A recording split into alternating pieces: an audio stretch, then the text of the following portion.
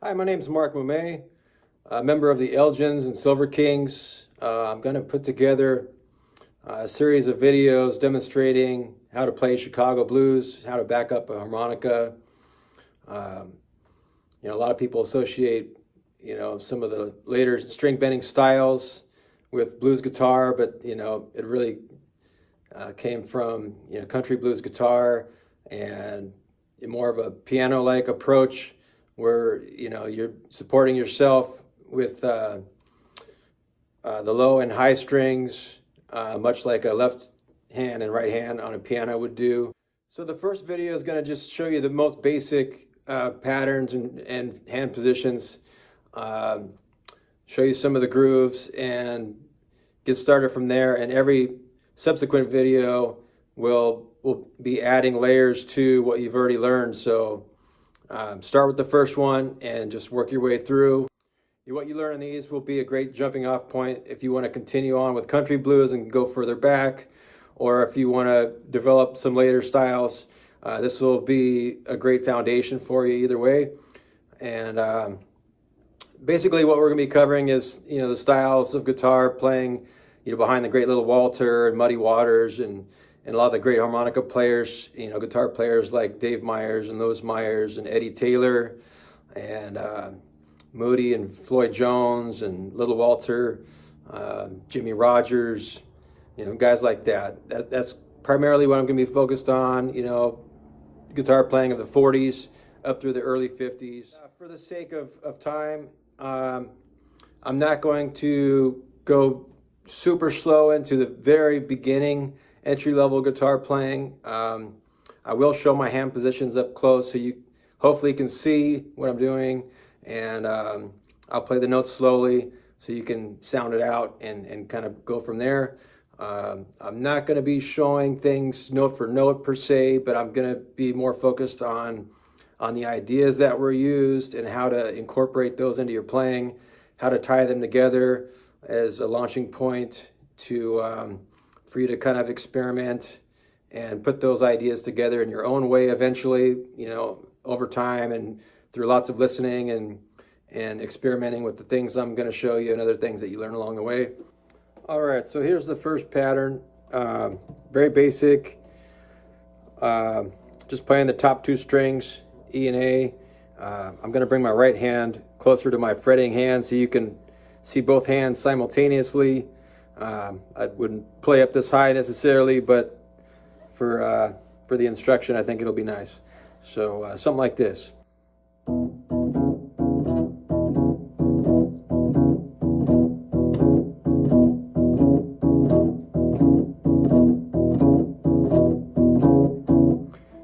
And then for the 4, you're going to do the same thing, but you're going to be playing on the 5th and 4th strings. So just one string down, same pattern.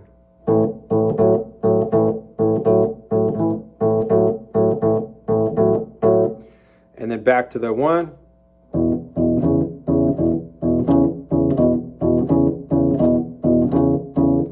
Okay, and you're going to be, you want to kind of hit both strings simultaneously, or, you know, right together as if it's one string with your thumb. And I'm muting with my palm after I strike the note to stop it.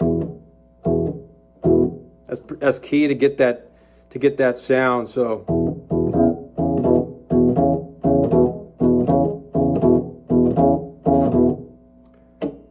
you just kind of clamp down with your palm to stop the note, to stop the sound.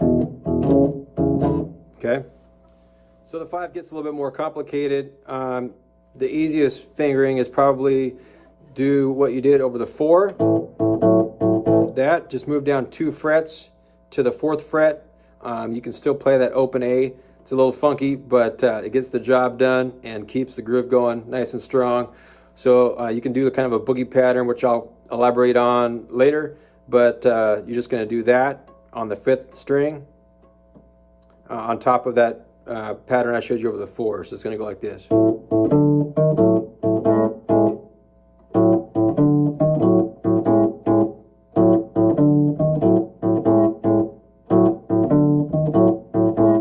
And just hit those 2 strings together as if it's one big string. So they both sound out together. And then back to the 4. Or just a simple pattern. So like. And then back to the 1. Or whatever, to turn it around. So something like this.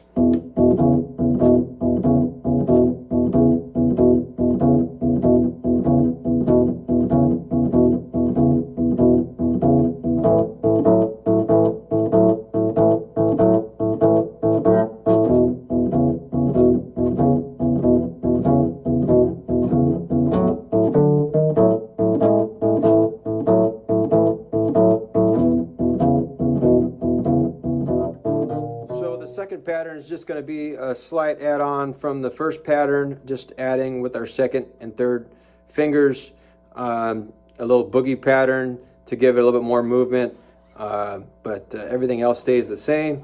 So over the 1, it's going to sound like this. And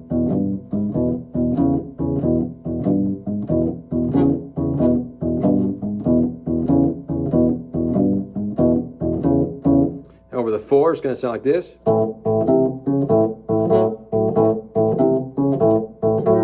Back to the 1.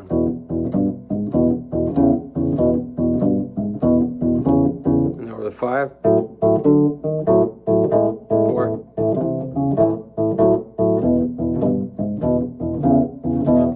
So it'll sound like this.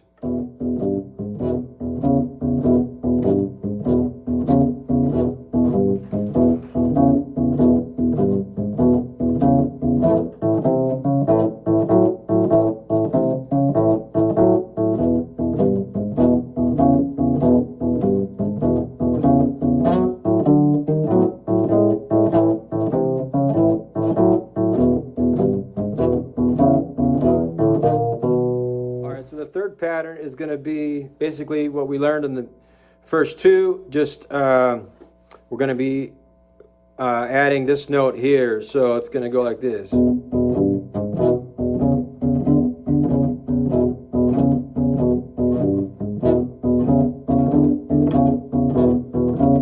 Okay, so slow down.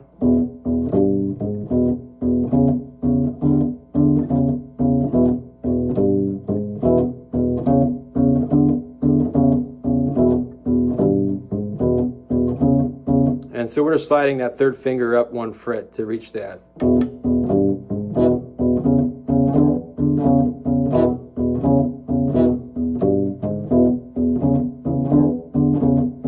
Four.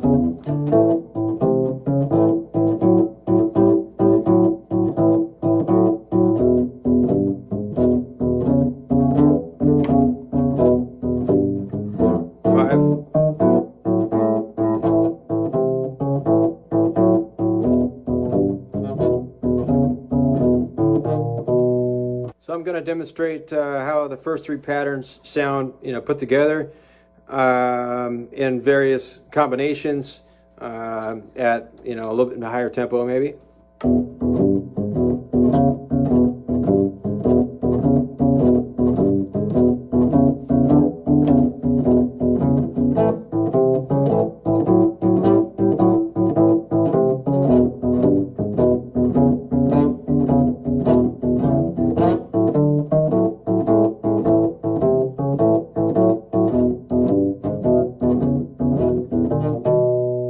Something like that. So the fourth pattern is something you might hear in some of the Detroit stuff from the late 40s and early 50s. Something to experiment around with. It's kind of similar to that third pattern, just sliding up like that, but they kind of did it in reverse. So it sounds something like...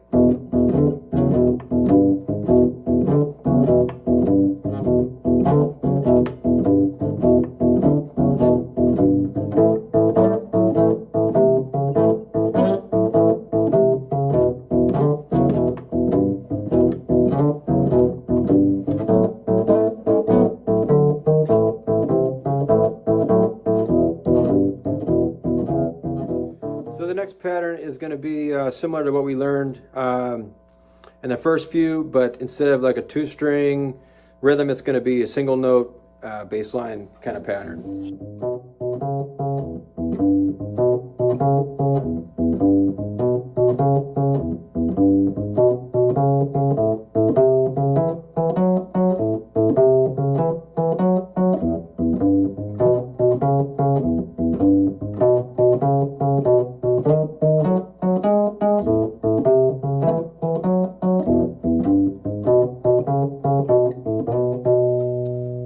Okay, and adding on to the bass line pattern, similar to what we did on the Boogie pattern with the two-string rhythm, you can also do with the one-string pattern. So it goes something like this.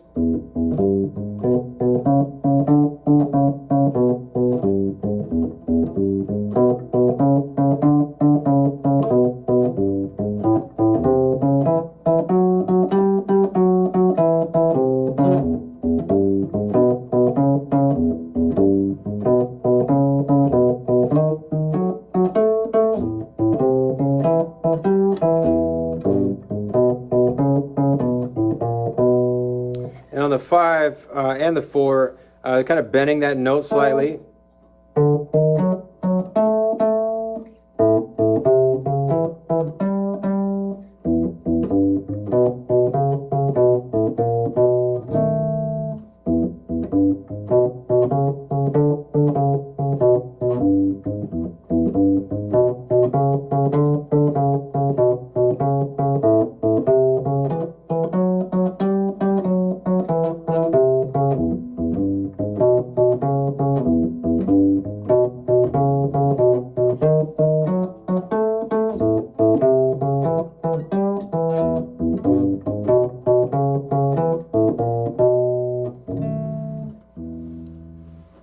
So here's a cool pattern, something like you'd hear on some slower little Walter tunes like Blue Midnight and Sad Hours and that kind of thing.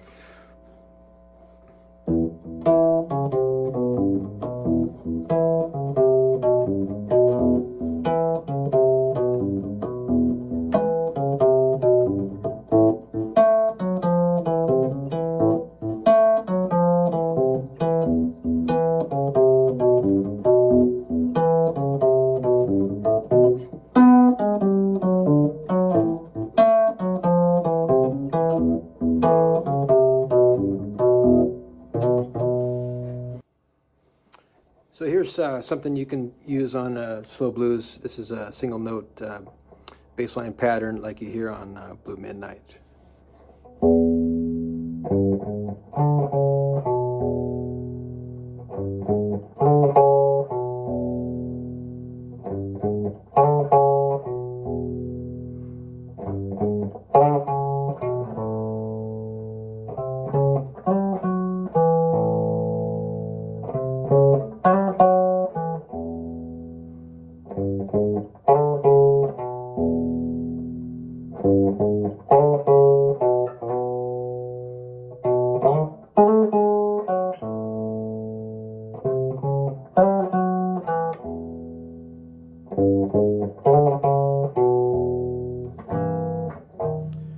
pretty cool bass line run that Willie Wilkins did behind Crew Up on a session, Make a Little Love, during the harp solo.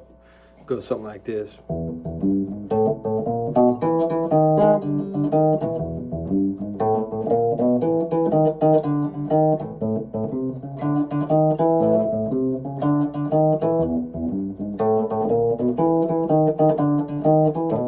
Yeah, and then play what you went over the 5. But yeah, again, I'm like hitting a bunch of stuff because I'm playing up so high, but trying to show you some right hand technique while showing you the fretted hands.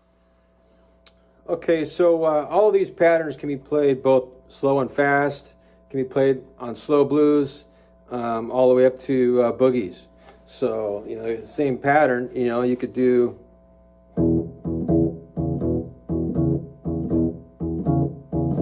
something slow all the way to, you know, one of the faster boogies, you know, that Walter did and stuff, Off the Wall and all that kind of stuff. So.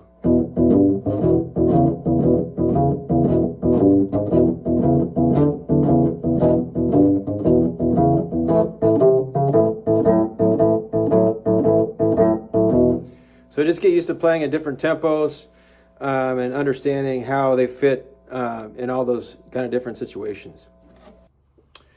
So the stuff I'm showing you in this video and the stuff, especially in the next video, are the foundation of all of this stuff. So don't skimp on this section.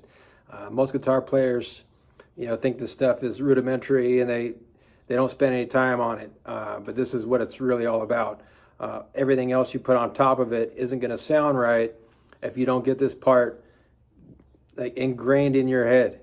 You know, you have to be able to hear it in order to be able to play it. You have to hear it in your head so that when you move to do chords or some runs or something like that, when you come back, it's seamless. You fall right back into the rhythms that you were playing before without losing your time or your place. So practice this stuff over and over.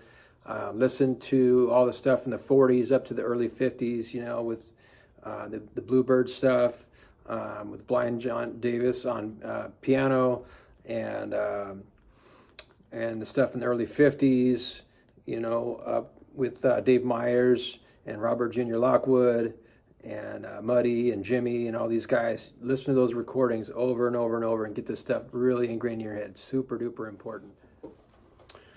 I would almost say, you know, listen to the piano players, you know, even more than the guitar players. I mean, just the nature of the instrument. Their left hand is just, the groove is so strong on guys like Big Maceo and Blind John Davis and those guys in the 40s.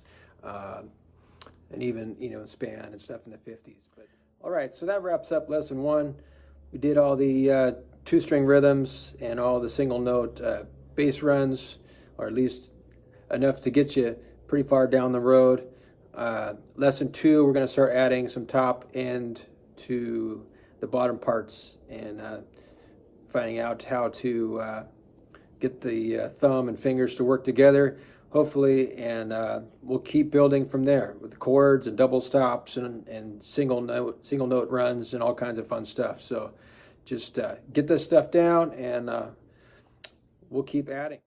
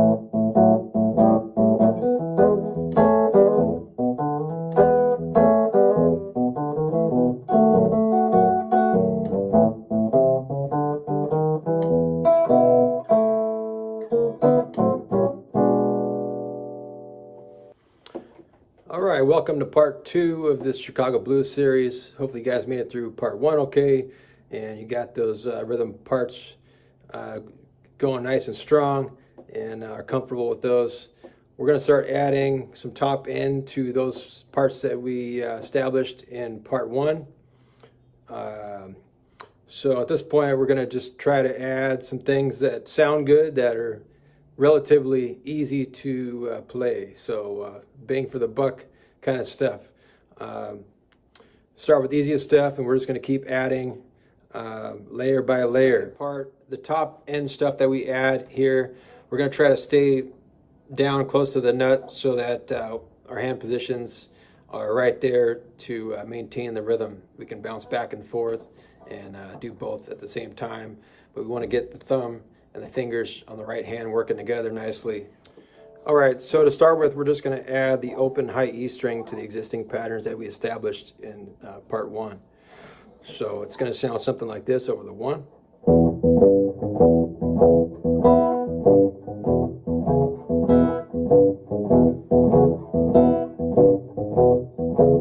And then over the 4, we're going to also play the open high E string.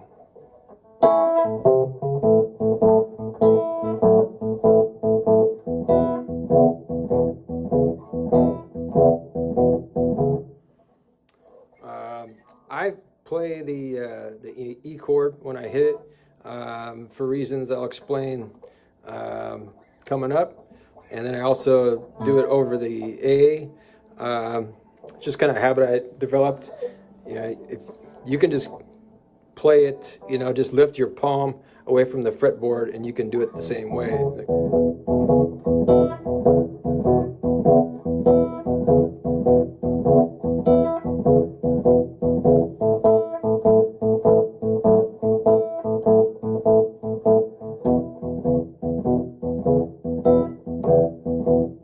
Like that.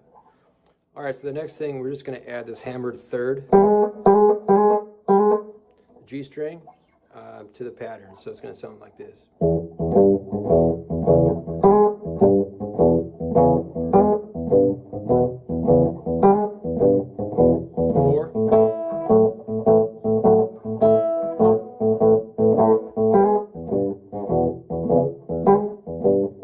Like that. All right, so we're going to build a little bit more on that last hammered third lick. So with the B string, we're going to go the B and G strings right here. So it's going to go.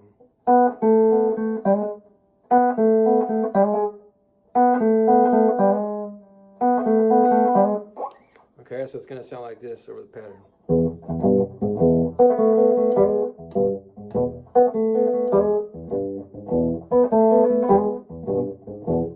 4.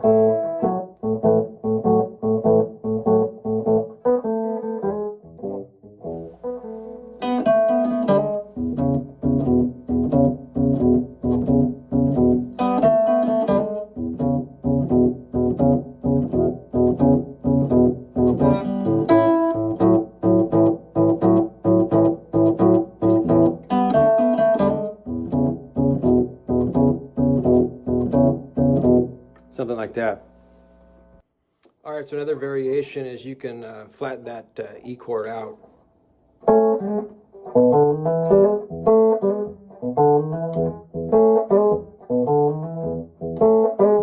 Something like that. All right, another thing you can do is add this little bass run up to that hammered third lick. So it goes.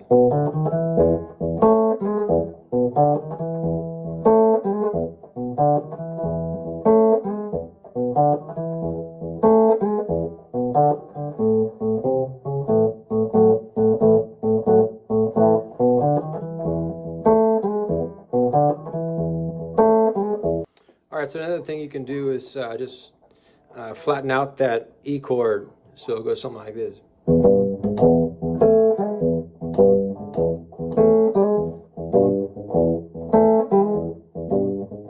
All right, so a real simple chord that you can do is just the 7th chord, E7 here. So, and then just, of course, keep thumping on that low E string.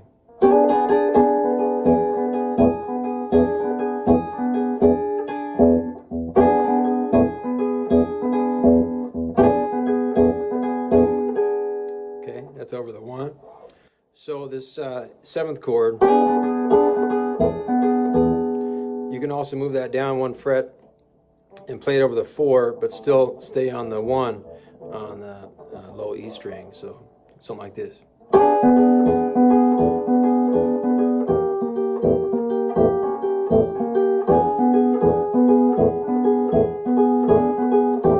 Something like that.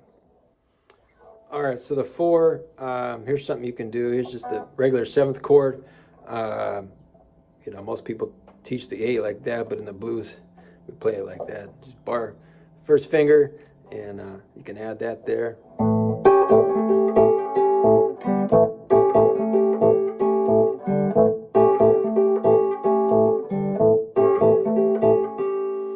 Okay, so over the 4, I'll show you this lick on the B and E strings, and then we're going to thump on the low string here, the A. So we're going to walk it up on the B string.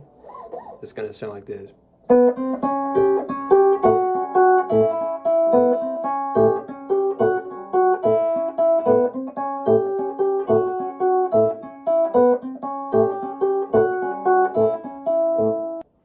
All right, so you can also move that lick down 2 frets and play it over the 5, so you're still on the B and E strings, and then I just thump away on the low A. Okay, so something like this.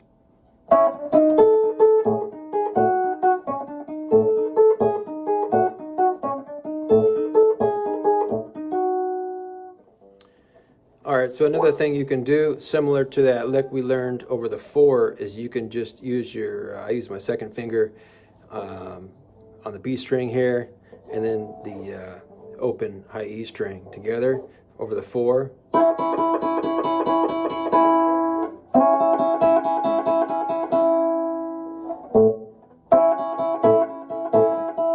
And then thump on that low A.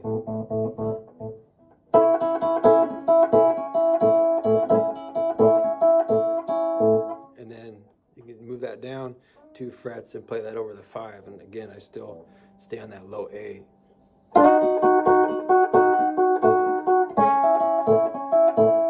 Something like that. So over the 5.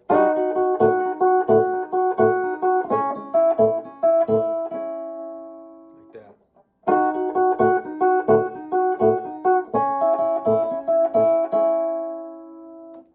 All right, so putting all that stuff together, you know, you can do something like this. And I'll bring my right hand forward.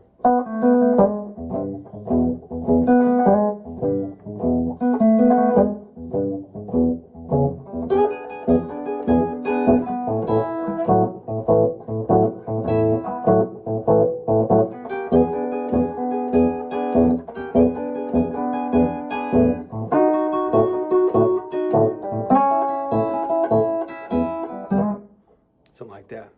All right, so in the first video, I showed you some easy ways to handle the 5 with the boogie patterns and stuff and the 2-string rhythms. It's probably not theoretically correct, but it works well enough, and I think it sounds good. Some guys don't like it, but it's there if you want it. And I'll show you another option here. This is probably what I use most of the time. This is the B7 here. And I usually use my 2nd finger up here on the low E string.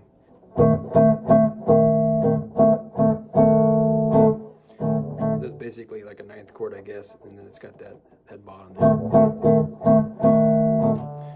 Okay, so you can walk up to that.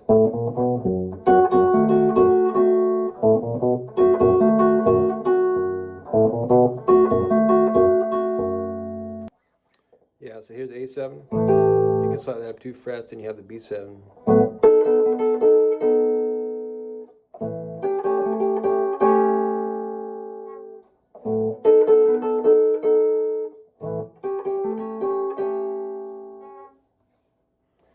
Okay, and you can walk into the 4 like this.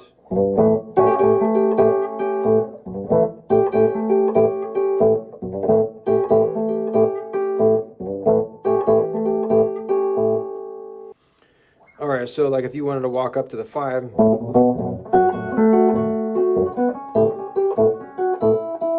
that'd be a cool move, you know, from the 5 to the 4, so something like.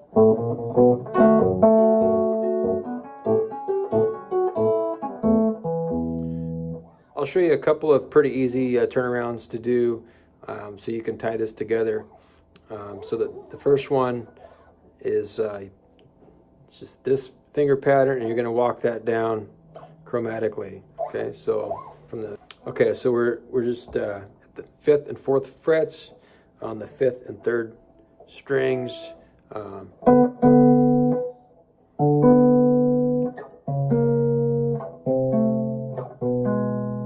Okay. Okay, so that's how it sounds. So you can go, and then I kind of rake it down, and I hit the open high E string on the top there. So.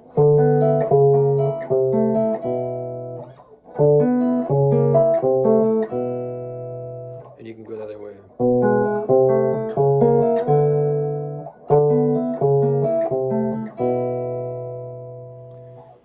So here's a common Robert Jr. thing I use all the time walking up to the turnaround. So just on the 5th and 4th strings, same fingering as some of those rhythms we did in the first video. It's going to sound like this. Okay. Open D, open E.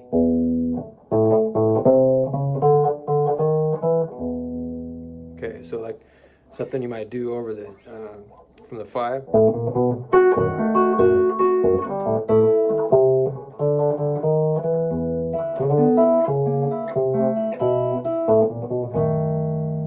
Okay.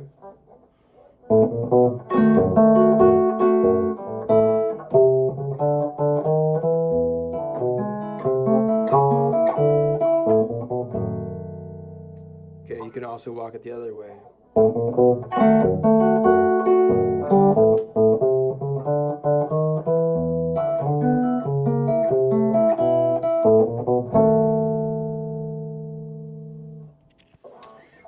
Another variation of that turnaround, you can end with that that B7 here that I showed you earlier. So you can go something like this.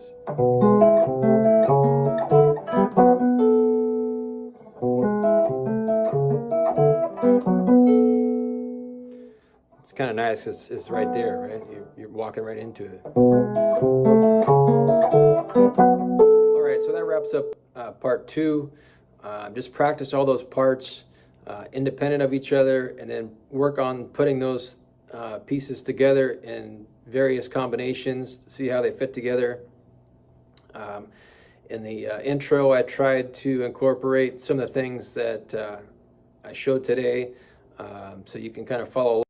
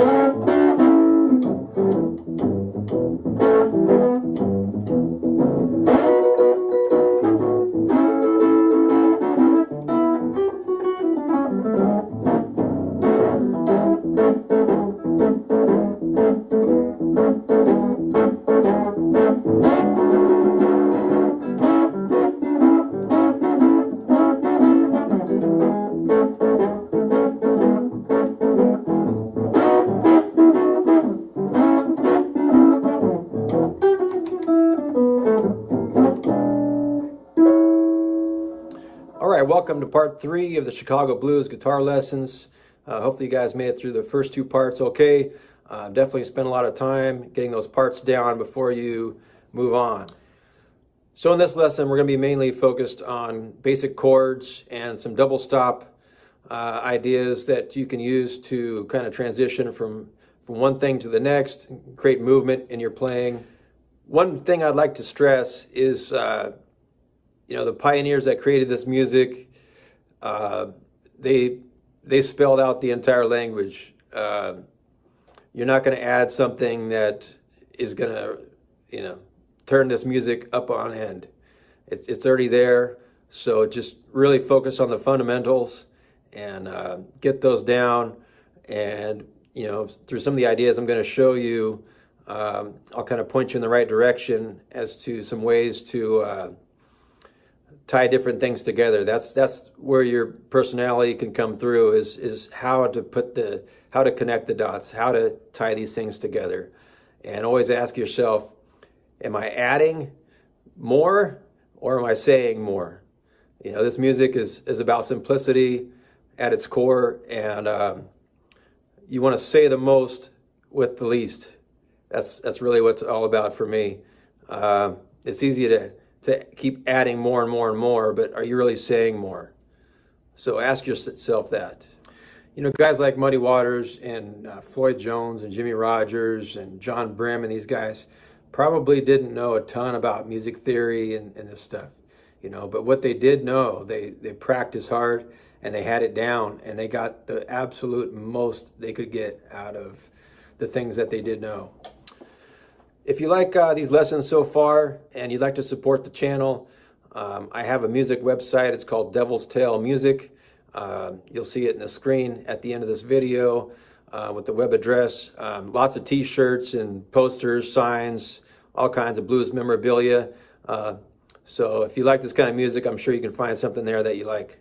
Thank you. All right, so probably the most common chord when you're playing in E position is the 9th chord here. So E, and like I showed for the 5, I put my second finger on that low string, low E. So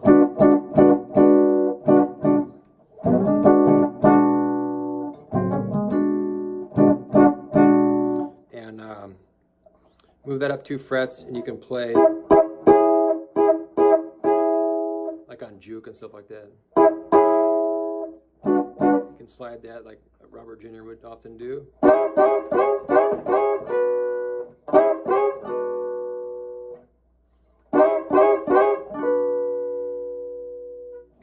And then taking that same shape, you can move that up to the 12th fret, and that's your 4, the A.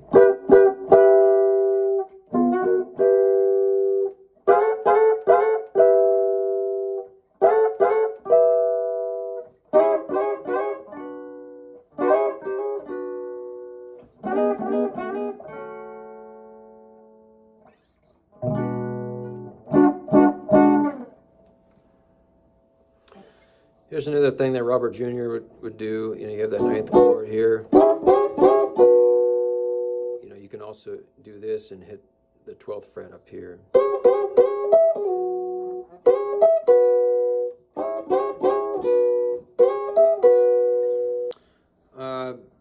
Similar to the 9th, you have this here. I use that one quite a bit. And then you just move, so it's the 7th, 5th, 7th on the top 3 strings. And all you have to do to play over the 4 is to move your second finger back 1.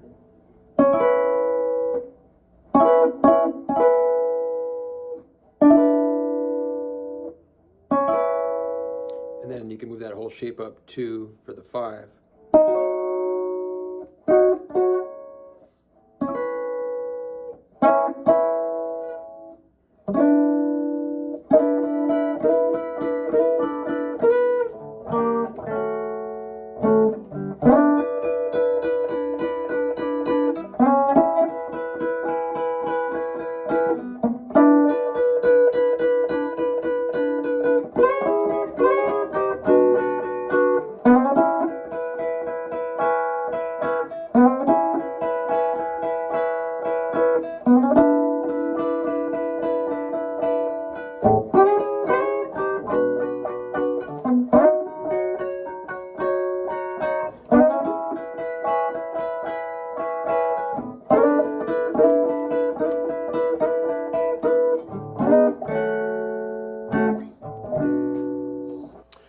is a pretty neat one here too. We learned the 7th chord. You can lift your 3rd finger up and play that high open E, and that's a great sound.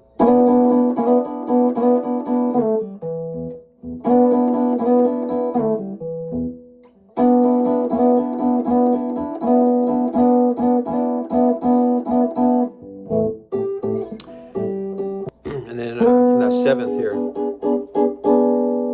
you can do this.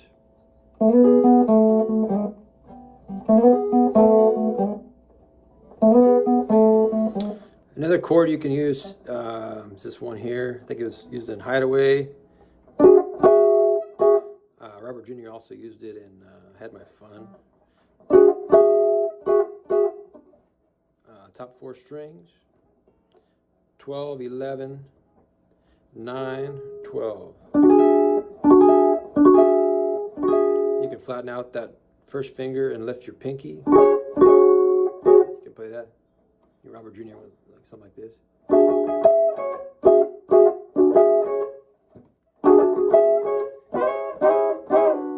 You know, whatever.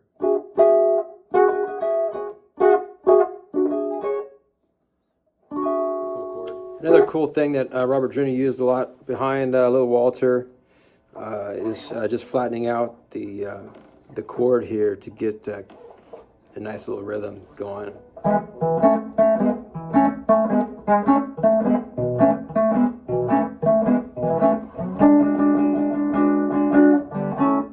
Over the 4, you just go up here to the 5th fret. Back to the 1. 5.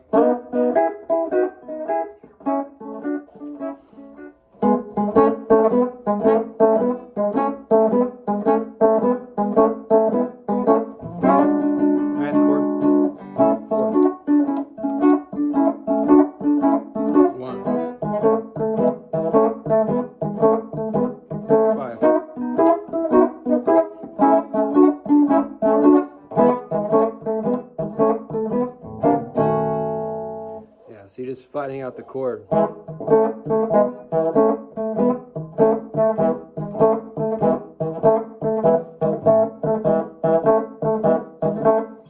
then up here to the 5th fret for the 4.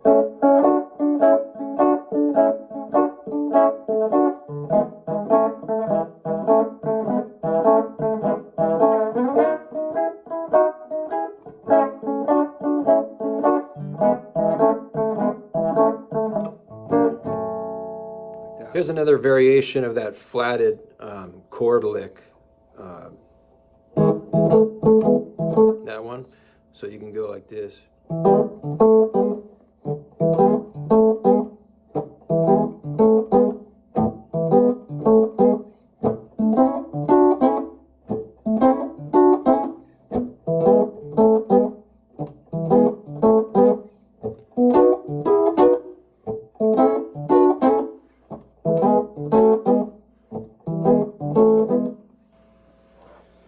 Here's a neat little double stop. You can tie in with that chord I showed you earlier. Okay, it's just top 2 strings, E and B, 7th and 5th frets. And again, as always, you can still thump on that low E. And you can, sorry, I'm kind of like fumbling around with the strings, so I'm trying to play up high here so you can see both hands together. But you want to try to avoid all those extra noises when you're playing. But for the sake of demonstration, I think it's better this way. So, yeah, you can.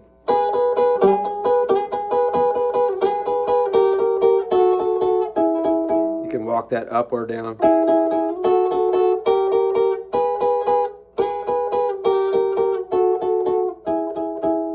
So there's the E7th right there. Just add that.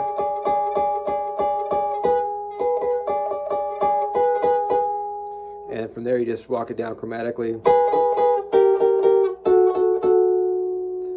And then you go to this pattern for the back.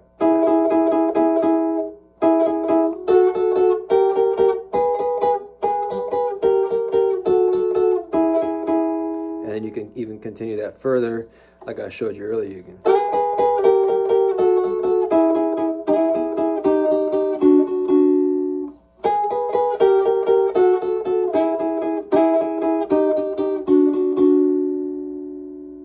That's just tying both ideas together. So you got the first one, and then the one I showed earlier.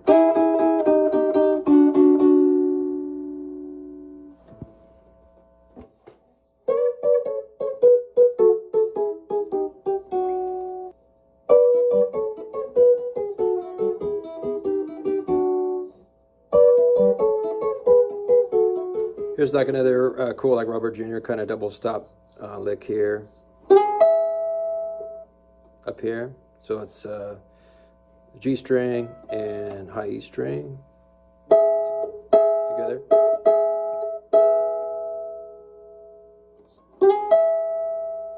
And you can slide that up 2 frets. And this.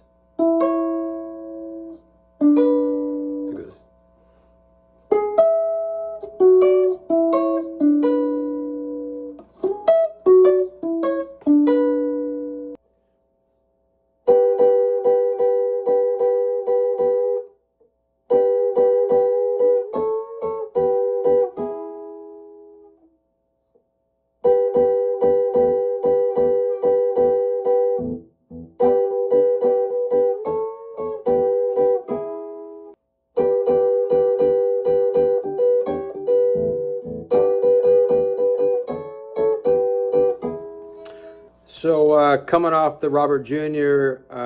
Double stop runs. So Jimmy Rogers would do something similar, but he would shorten it up. And he started many of his solos this way.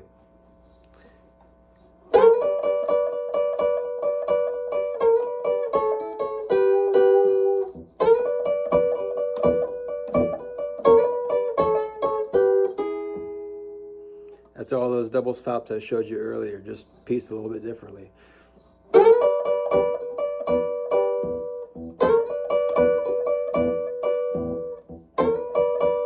So you're on just the top 2 strings, 10th fret, 12th fret,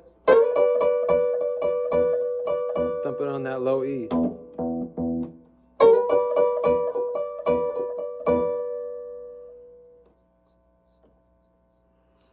And then those same 2 double stops I showed you a second ago. Same, you're using those 3, but after this. So.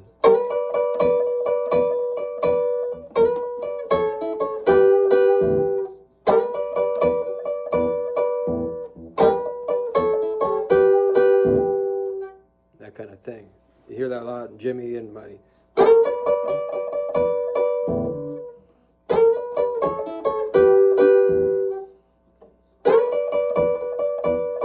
This is mostly Jimmy here.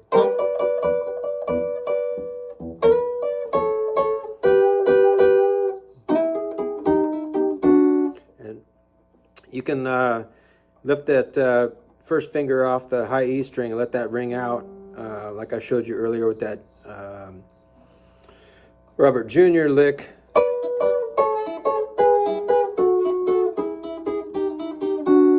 You can do that on just this run down here.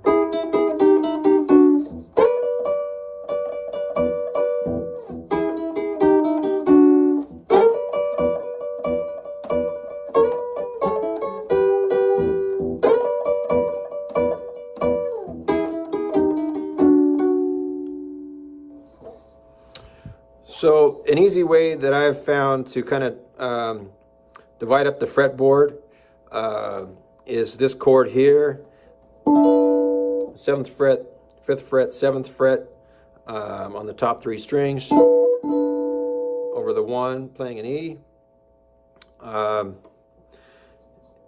It's right in the middle of the workable fretboard, essentially, so you have, 6 notes going that way, 6 going this way up to the tonic here on the 12th. So moving towards the nut, we have this.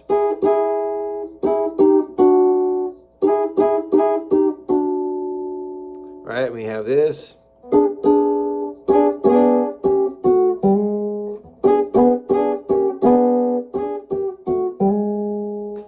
And then moving further up the neck, we have this series.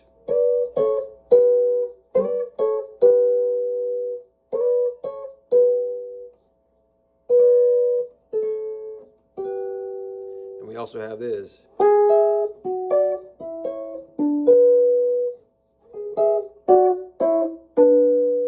And we also have this.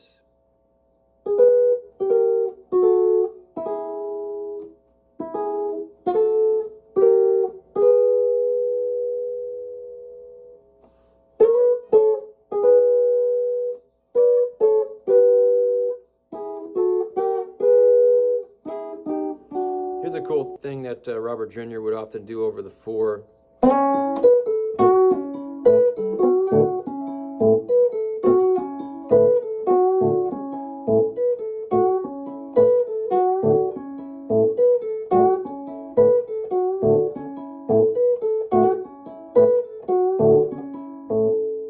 You can also do it over the 5, and I'll just keep thumping on the low A.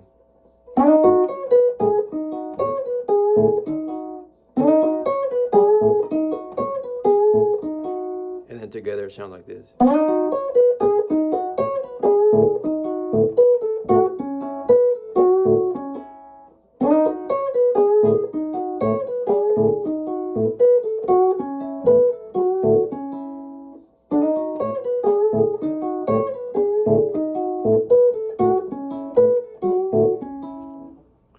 Here's a cool double stop run that Robert Jr. would often use. And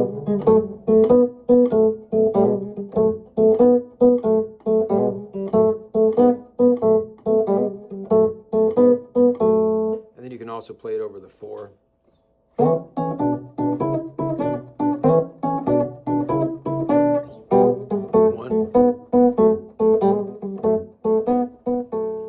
You can combine that into something like this.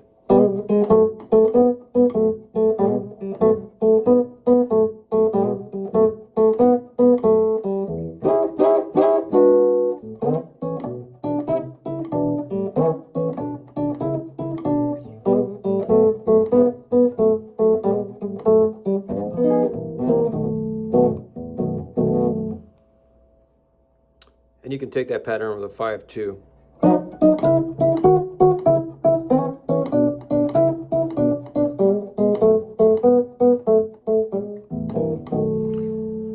So the whole thing put together sounds like this.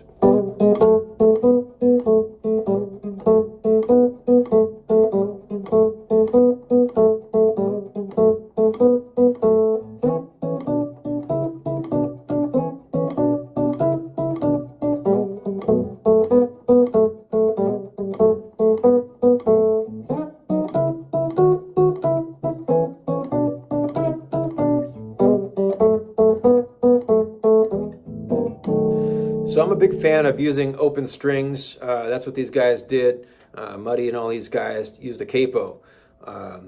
So they can play in open strings in E and A position, which I'll teach in an upcoming video. But I'll show you how to use a Capo using the E position. So I love these Capos, Hamilton, heavy duty. Go with the vintage gear nicely, easy to use. So let's say you're playing an F, you capo at the 1st fret, and still use that reference that I showed you earlier. So, you know, that chord that I showed you in E, you're just moving that up. So now, you know, you're halfway in between octaves. So now all those things that you learned in E, you can play in F.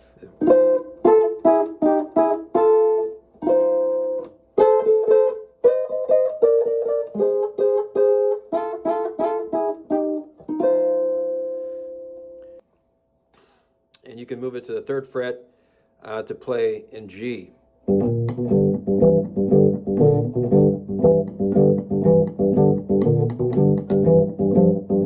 Right?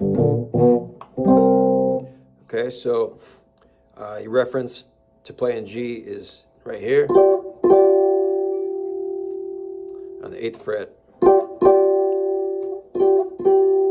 So now your G's there. Okay, there's your reference. You have those double stops there, and all the way up here.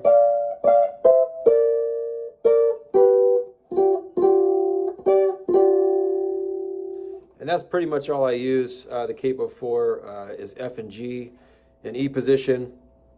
I'll teach you A position coming up, and then I'll show you how to use a capo in A position to hit some other keys. All right, so I'm going to show you an example of how you can tie some of these ideas together, all the things I've shown you thus far.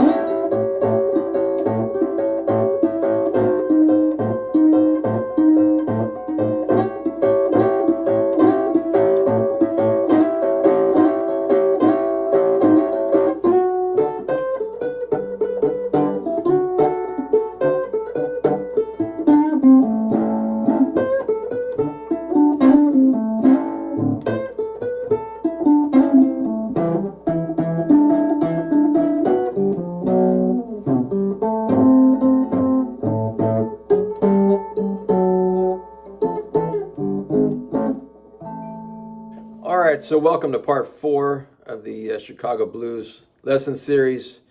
This time we're going to be discussing how to play in A position. Thus far we've been just talking about E position, and I'm going to show you how to play some of those E position licks in A position, and just give you an overview of how A position works and some different things you can do with it. The E position and A positions are probably the most common positions in playing Chicago blues, and especially if you're backing yourself or backing a harp player in a duo situation or a trio. And it's really nice to have those open strings available to hold down the rhythm, and also have the freedom to play some chords and some single note runs and things like that while still holding the bottom end together. All right, so typically you're going to see a lot of guys play A, with the bar kind of situation like this.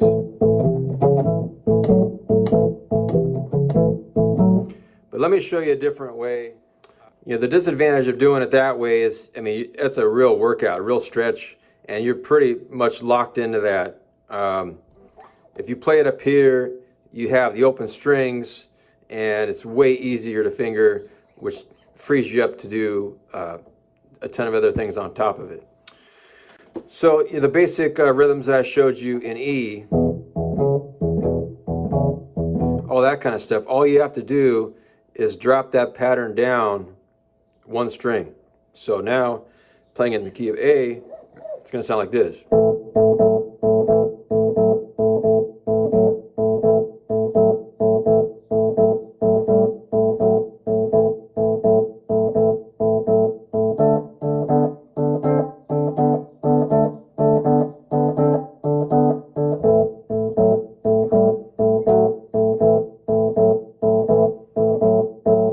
Okay, so yeah, you just one string down from the E pattern, and you're playing an A, and then you drop that down one string, and now you can play that over the 4.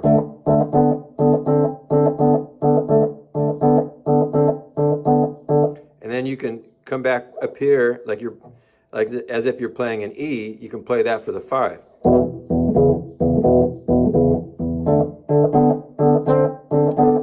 And then back to the 1.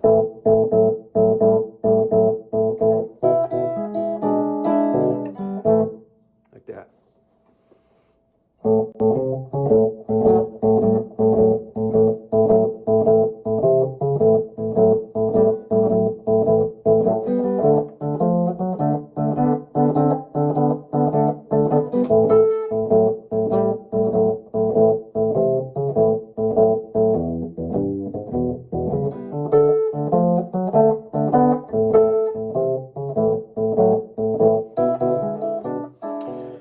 Okay, and then, in the second lesson, I showed you how to add some basic top end to the key of E. So doing something similar, we can do that also in A, but we'll be reaching with our pinky instead of hitting that open string. So it'll be like this.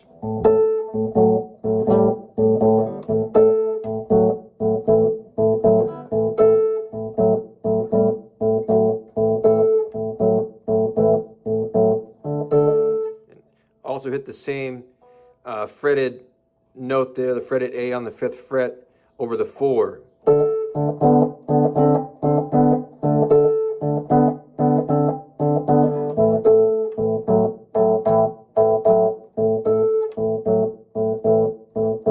And then for the 5, you can play the 7th chord and then go to the 2-string rhythm. You can do something like this.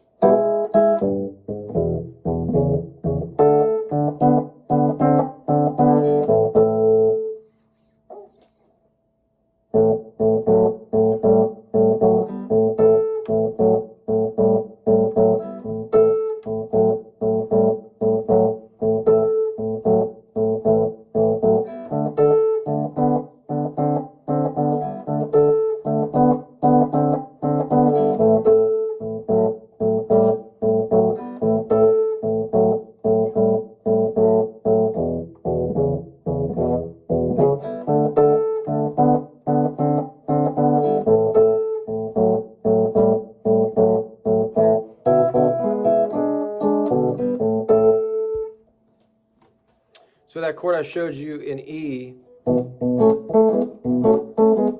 you can play on the 5th fret for A.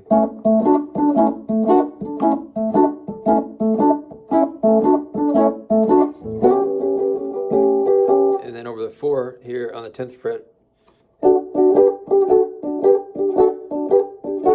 Back to the 1. And then all the way up here to the 12th fret for 5. Back to the 10th fret.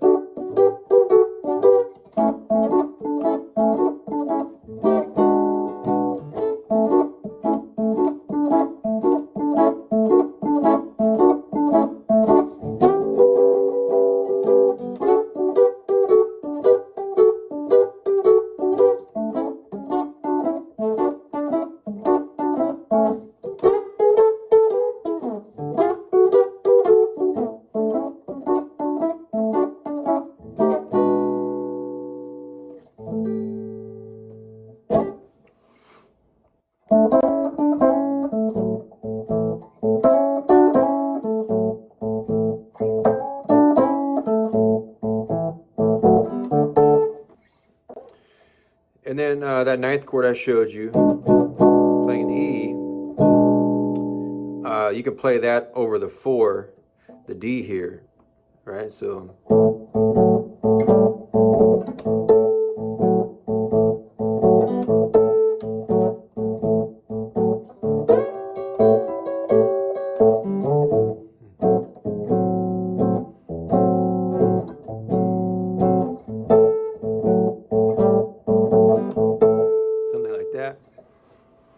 any of the 9th chords I showed you too, you know, playing an E, now that's the 5 playing in A. So you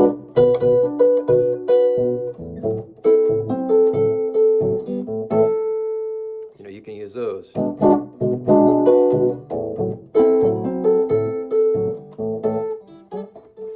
Yeah, so if you're playing an E, you know, here's this, the E7 here. Okay, so if you just imagine the nut being, you know, your first finger barred, and you bring that whole pattern up. So now, you know, an A7 is here. Okay, so now all the stuff I showed you in E is right in this area, right? So here's the E7. So this chord I showed you, this E7th here. So now playing that in A is going to be here.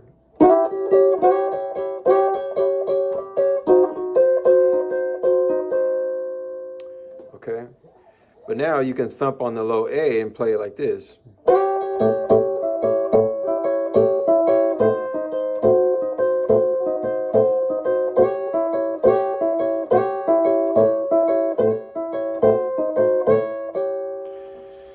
And for example, in E, I showed you how to play this over the 4,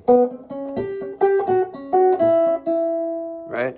You can play that in A right here. You're thumping on the open D here and playing the same lick.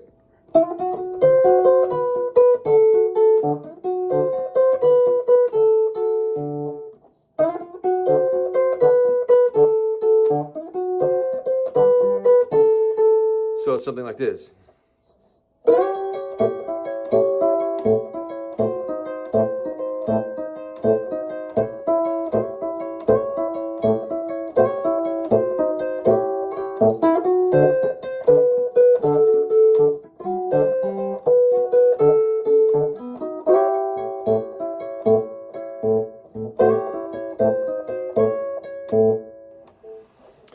So like this I showed you in E, right? You can play that up here in A.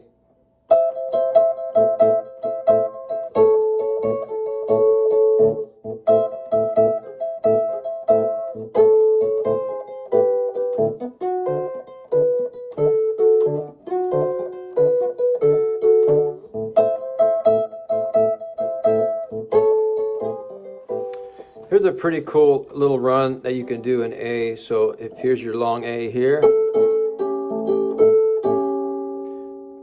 and the lick I showed you in E playing way up here, right? So we have that here in A.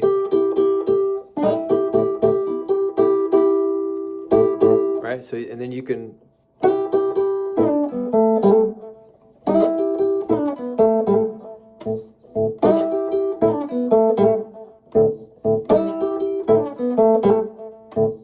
do.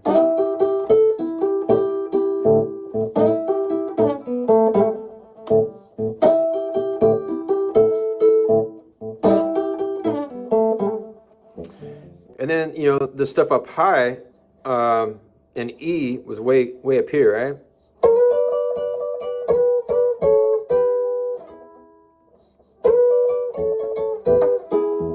Right? You can still do that in A, but now you're going to be playing it here.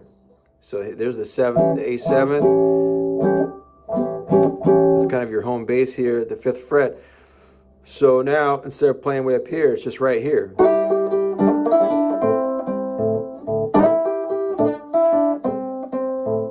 And you can bend this B string a little bit.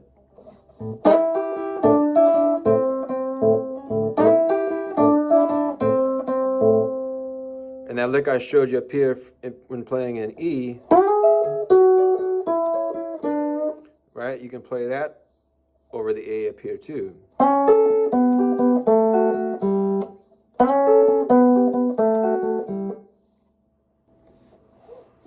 And that lick I showed you over the playing in E, right? That's now here. So here's the 7th. So now you can go, and then instead of playing the 3rd in E and just hammering on, now you can play it this way and just like quarter step bend that there. So.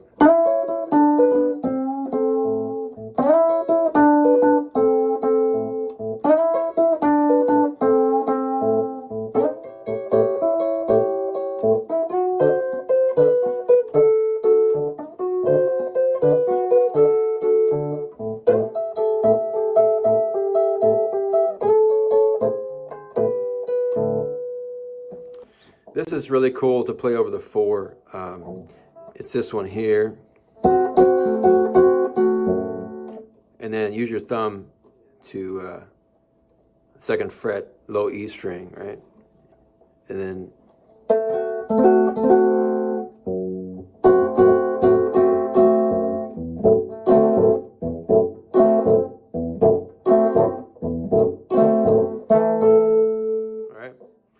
you can kind of finger pick that too, and you can lift your 3rd finger up. Jimmy Rogers did that a lot. That kind of thing.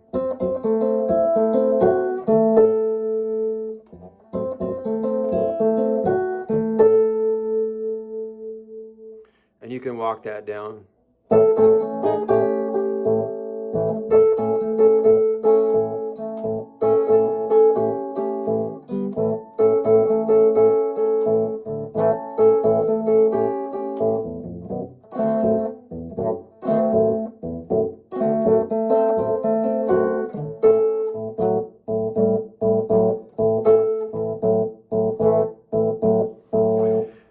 Yeah, so similar to what we did playing an E over the 5, hitting this B,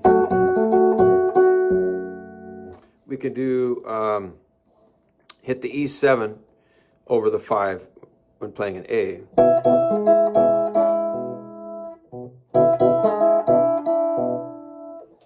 So something like this.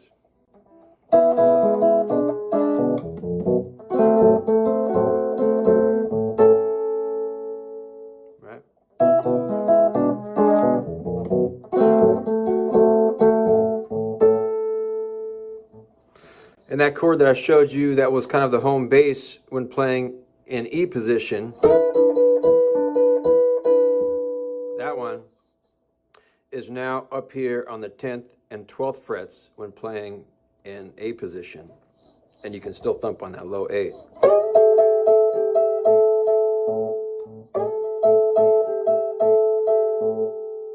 And all the stuff I've showed you in E is now all centered around that chord. Right? So now you have this,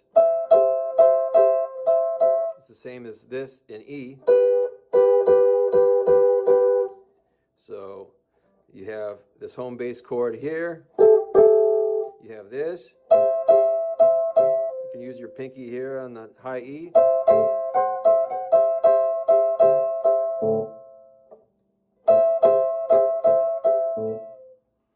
Right, and then now you have this here. Right, the stuff I showed you in E.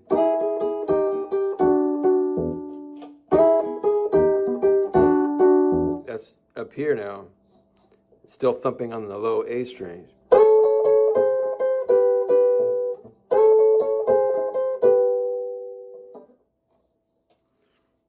And here's the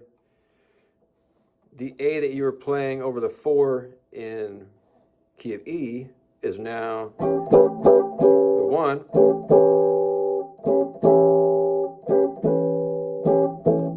I don't use that too much in playing in A position because it's just too far away from everything else. I may use it from time to time, but it's there. And then this is here. And then this run is here.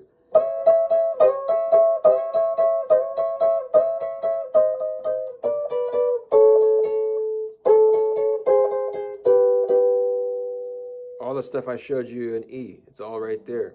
So here's the chord, the home bass chord. There's your 9th, and here's this run here.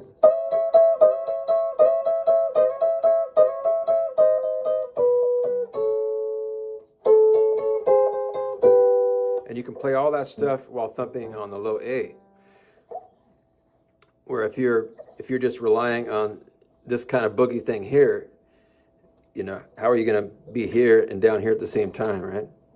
But playing this way, you know, and just thumping on the low A string, you know, frees your hands up to play all these other things on the top end while still holding the bottom end and just kind of cheating with the open string instead of doing the full, like, you know, 2-string rhythm pattern.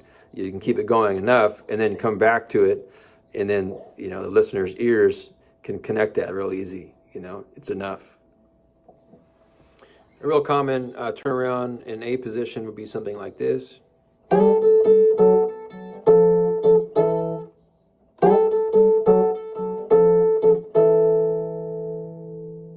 Just playing on the D string and the high E string.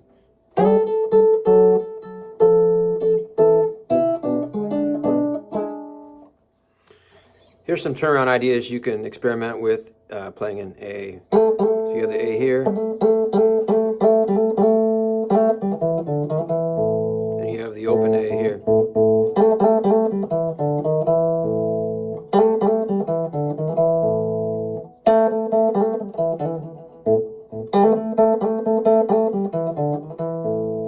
Right, that kind of stuff. Here's kind of a Floyd Jones kind of turnaround, you know, in A. You can experiment with this kind of stuff.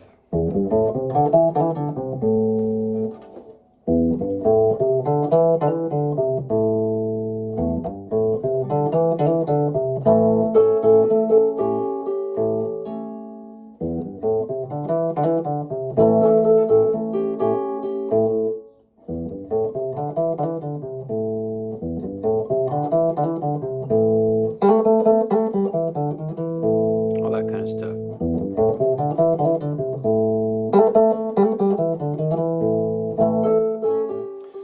Here's a good way to end songs in the key of A, you know, if you're doing your classic turnaround.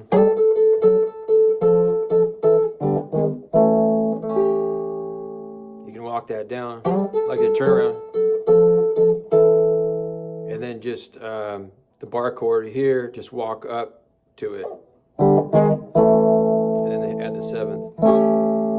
So it sounds like this.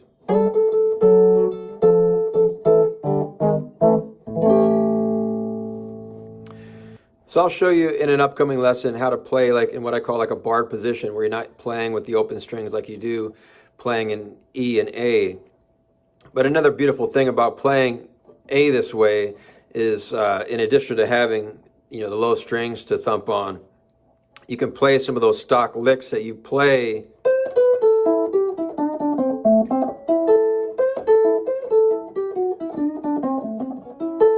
that kind of stuff, while thumping on the low A.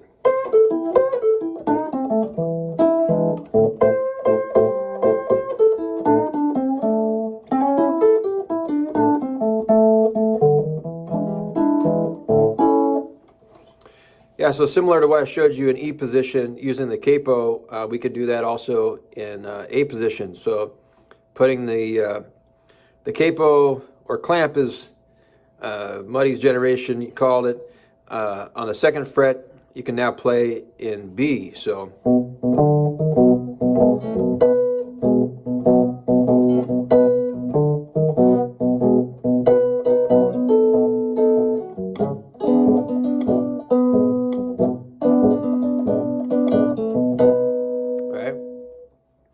and then that kind of home bass chord I showed you in E and A, you know, move that up 2 frets for B. All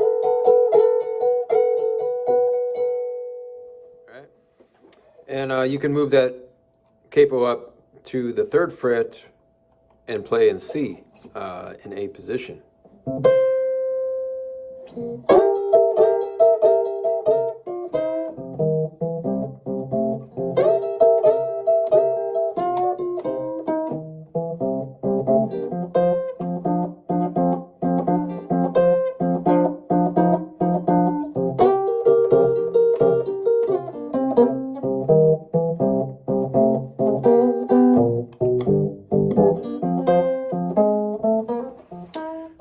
So from just those 2 positions, E and A, you can theoretically play all of the keys, right?